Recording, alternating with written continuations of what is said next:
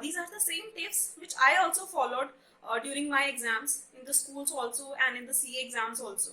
And all these tips I have learned from my teachers only. कि उन लोगों ने हमें हमेशा गाइड किया है and I am doing the same. तो this is the thought behind sharing all those tips. तो जो मैंने अपने टीचर से सीखी, then I am trying to share all those things that whatever I have learned to all my viewers. So first thing is कि you should write your answer number, like if you are answering question number 4 part A, so write answer to question number 4 part A in the middle of the answer sheet, कि उसको ढूंढना नहीं पड़े, क्योंकि side के जो margins होते हैं sometimes they get stapled and not visible clearly, उसको थोड़ा सा फोल्ड करके देखना पड़ेगा. And if it is written in the centre तो वो बहुत इजीली उसको पता है कि वो उसका आंसर लिखा है, तो उसको आपने अगेन ईज दिया. ठीक है, so this is one thing. And you should start every answer with a new page. होता क्या है कि अगर आप देखो, अगर आपके स्मॉल पार्ट्स हैं और वो छोटे छोटे आंसर्स हैं, then you can write all the parts together in a sequence. You need not waste page. ठीक है, लेकिन अगर आपका आंसर्स हैं वो बड़े आंसर्स हैं, लाइक 4 मार्क्स 5 मार्क्स के आंसर्स हैं, then you should write in individual pages, in new pages. Every answer should start from a new page. उससे क्या होता है कि the examiner very well knows कि ये आंसर है, ये यहाँ से शुरू हुआ, यहाँ पे खत्म हुआ, and he also has a space to give the marks. ठीक है, that is there. और उसको बाद में जब वो चेक कर रहा होता है, टोटल कर रहा होता है, then also it is easy for him and there are less chances कि वो कोई क्वेश्चन की मार्किंग करना भूल जाए. ठीक है, तो because examiner is also human being, he might also make some mistake. तो आप ऐसा करो कि उसको मिस्टेक करने का चांस ही नहीं मिले. ठीक है, so this is the first thing.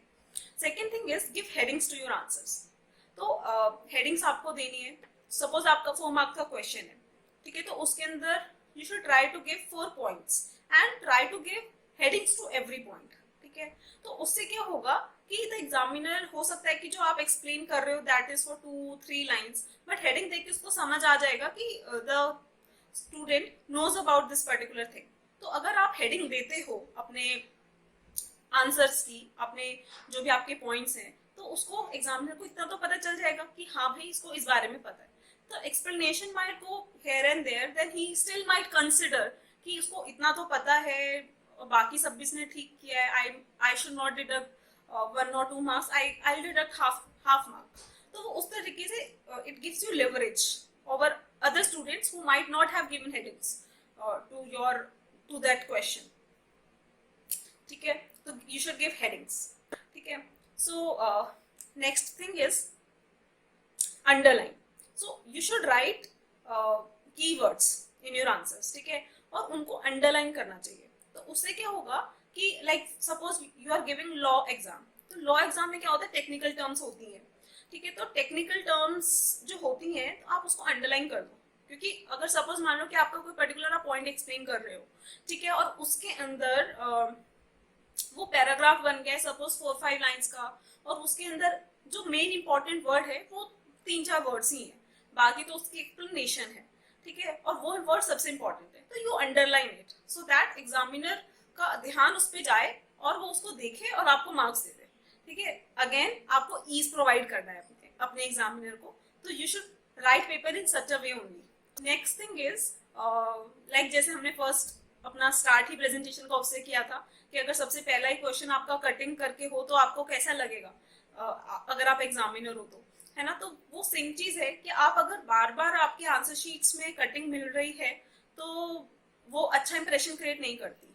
So you should avoid cuttings and over writings. You should right very mindfully. आप कोई भी चीज ऐसे मत लिखो जो आपको कट करनी पड़े. अगर कोई वर्ड आपने लिख दिया है, try to form from that word only, don't directly cut it. Think a way out कि बिना उसको कट किए भी कैन द सेंटेंस भी करेक्ट, तो वैसे करो. ठीक है, और अगर कटिंग करनी पड़ ही रही है तो उसको प्लीज डिसेंटली कट करो. Put just draw simple straight line कि दिस इज रॉन्ग और राइट योर करेक्ट वर्ड. ठीक है, डोंट उसको zigzag cross मत करो.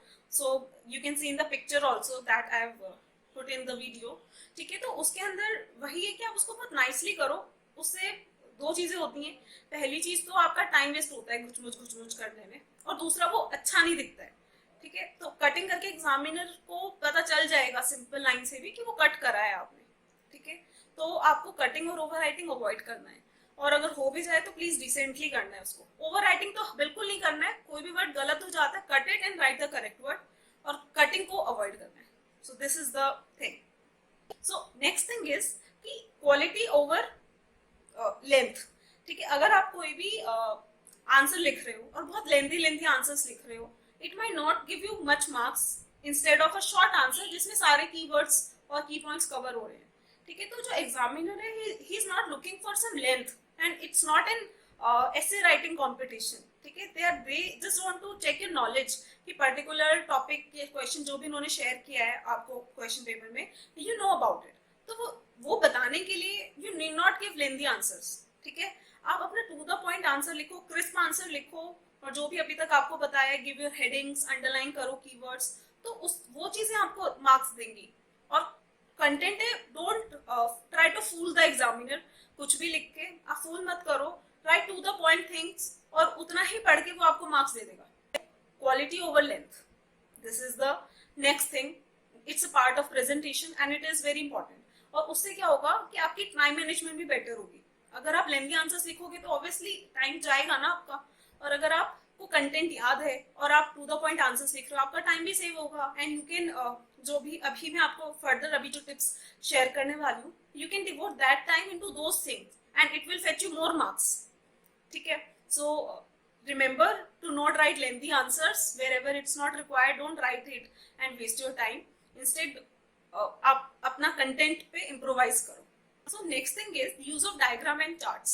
तो जहाँ पे भी पॉसिबल हो आप कोई भी डायग्राम बना सकते हो। फॉर एग्जाम्पल डाइजेस्टिव सिस्टम का कोई क्वेश्चन है तो फटाफट से आप उसकी प्रैक्टिस कर लो, उसके डायग्राम की, बहुत सिंपल सा डायग्राम है, वो बना दो साथ में, ठीक है। उससे एग्जामिनर को क्लियर हो जाएगा कि उसको पता है, लेबलिंग करो उसकी प्रॉपर्ली, ठीक है।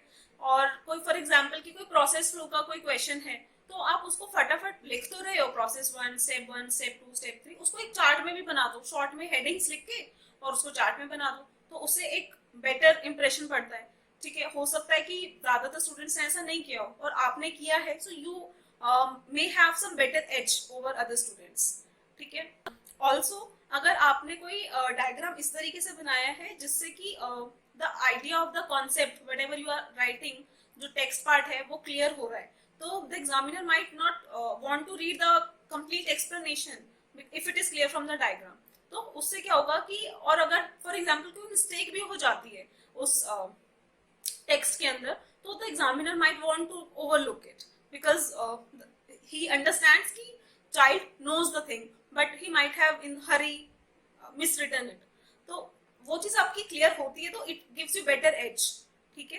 तो यू शुड ऑलवेज ट्राई कि जहां पे भी पॉसिबल हो, see all those things whatever I am sharing might not be possible कि आप हर जगह अप्लाई कर पाओ, ठीक है, लेकिन जहां पे भी कर सकते हो यू नीड टू थिंक कि आप कहाँ पे कर सकते हो और वहां पे कर दो, ठीक है। This is the idea.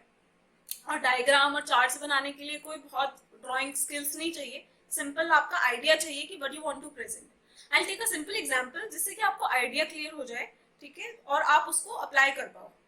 तो जो ये डायग्राम है ये मैंने सीखा था अपने 12th क्लास में अपने बिजनेस स्टडीज के टीचर से। बोर्ड एग्जाम्स थे तो she was so into guiding अस कि हर चीज वो हमें बताते थे कि इस तरीके से करना चाहिए, इस तरीके से करना चाहिए। तो उसका मुझे रिजल्ट भी मिला। I score 100% marks in business studies in my class 12। तो वो सब चीजें हैं। तो I take a simple example, I not go into बहुत XYZ थिंग्स में नहीं जाएंगे, सिंपल चीज में जाएंगे। सो फॉर एग्जाम्पल कि कोई लीडर है, ठीक है, and he wants to implement the change in the organisation. अब क्या होगा, like there is always a resistance to change, ठीक है। और लीडर की क्वालिटी होती है कि he tries to implement the change in the organisation by his influence over his followers. तो अब हम इस चीज को डायग्राम के थ्रू कैसे डिपिक्ट कर सकते हैं? ये चीजें तो हम लिख देंगे अपने टेक्स्ट में। डायग्राम के थ्रू हम क्या कर सकते हैं? As you can see in the picture also, you make one leader and leader is saying कि change is for good and for us, for organization also and for us also, so you should follow it. Then what do the followers say? They think first, yes, leader is right. If our leader is saying so, he must be right. He always thinks about us only. This is in their thought bubbles में, ठीक है? And then they say, yes leader, we are with you, we will follow you, so let's go for change. So if you make this kind of diagram, it's just a thought कि leader ने कुछ कहा and जो followers हैं उन्होंने सोचा and they thought yes he is right and they implemented it. ठीक है, तो इस तरीके से क्या होता है, जो these kind of diagrams are there, तो उससे क्लियर हो जाएगा if you're writing some quality की leader influences the followers and helps to bring change, implement change in the organization, तो इस डायग्राम के थ्रू बहुत क्लियरली विजिबल हो रहा है ना? तो इस तरीके से आप डायग्राम्स का यूज कर सकते हो. Next is use of quotes. तो आपको अपने आंसर्स में कोट्स लिखना चाहिए. कोट्स आप कहाँ कहाँ पे लिख सकते हो? So you can write quotes in your introduction और कंक्लूजन. सो होता क्या कि like if you have a 4 marks question and you are writing 4 points, तो उसके लिए if you write an intro also and a conclusion also, like 1 or 2 line. For example importance of planning, तो आपने intro में क्या लिखा, what is planning, आपने planning को एक्सप्लेन किया, यू रोट द इंपॉर्टेंस, क्या आपने 4 पॉइंट्स लिख दिए. एंड देन कंक्लूजन, तो कंक्लूजन में आपने उसको जो भी अभी तक आपने लिखा था उसको कंक्लूड किया 1 or 2 लाइन्स में. ठीक है, you need not write too many things in introduction और your conclusion, just few things जिससे कि आपने फाइनली क्या समझा, your concluding it. So the planning is important for these things because of these reasons. हो सकता है आप like one simple thing is कि अगर आपको कुछ नहीं समझ में आ रहा है, but you can do 4 points की जो आपने हेडिंग दी होगी, उन्हीं हेडिंग्स को आप कॉमा में लिख दो. So as per the above discussion, the importance of the planning is because of these reasons, reason 1 2 3 4, ऐसे करके आप लिख सकते हो. और हो सकता है कि आपको और भी ज्यादा पॉइंट्स पता थे, बट आपको 4 मार्क्स का ही आंसर है, आपने बेस्ट 4 पॉइंट्स लिखे, बाकी के आपने हेडिंग कंक्लूजन में भी लिख दी. Apart from that, these are the other points because of which planning is important. अब इन चीजों में आप कोड्स कैसे यूज कर सकते हो? Like failing to plan means planning to fail. कि अगर आप प्लान करने में फेल हो रहे हो, इसका मतलब आप प्लानिंग ही फेल होने की कर रहे हो. सो लेट मी रिपीट कि अगर आप प्लानिंग नहीं कर पा रहे हो, you are failing to plan, then it means you are planning to fail. क्या फेल करने की ही प्लानिंग कर रहे हो, प्लानिंग ना करके. ठीक है, so this is very good quote and you can write it in your introduction also, जब भी आप लिख रहे हो, और in conclusion also, like wherever you feel is more suitable. ठीक है, तो इस तरीके से यू शुड राइट कोट्स. और ऐसा नहीं है कि बहुत डिफिकल्ट है कोट्स लिखना. जो आपकी बुक्स होती है उनमें भी कोट्स लिखी हुई मिलती है. ठीक है, तो आप उससे ले सकते हो और उसको अंडरलाइन करो, like this is very good quote you have read, then you want to write it in your paper. So you wait, you pray कि आपको वो पेपर में क्वेश्चन आए जिसका आपको कोट भी पता है, जिसके लिए आपको डायग्राम भी पता है, और वो बस आप फटाफट लिख दो एंड वो क्वेश्चन पेपर में आपको दिखता है, बस this is the question I will write first. ठीक है, so these are the things. And इन सब चीजों के लिए आपको प्रैक्टिस करनी होगी पहले. ऐसा नहीं होगा कि आप एग्जाम हॉल में गए और डायरेक्टली आप सोच रहे हो अरे यार मैं क्या डायग्राम बनाऊं. ठीक है, ऐसे नहीं होगा. आपको पहले प्रिपेयर करना होगा, like that we discussed in our previous video also कि you need to give mock tests. और मॉक टेस्ट के पहले भी जब आप रिवीजन कर रहे हो, आप उसी वक्त सोच लो कि आपको इसमें ये करना है, when you are reading it, studying it, कि आपको किस तरीके से प्रेजेंट करना है. See questions from that perspective also. If this question comes, how will I write in the paper? तो उससे आपको और आइडियाज आएंगे. हो सकता है इसके अलावा भी कुछ आप सोच पाओ, your unique idea, that's wonderful. कि हो सकता है वो किसी ने कभी नहीं इम्प्लीमेंट किया हो, और जो आपका आइडिया आया है आपको, वो आपको बहुत ज्यादा मार्क्स दिलवाए. ठीक है, so these are the things which are very much important for the presentation. तो आपको हमेशा ध्यान रखना है while attempting the paper, give ease to the examiner. ठीक है, तो जब भी आप पेपर अटेम्प्ट कर रहे हो, अपने इस तरीके से लिखो कि जो आपका एग्जामिनर है वो बस आपको फटाफट मार्क्स देता जाए और आपका पेपर अच्छे से क्लियर हो जाए.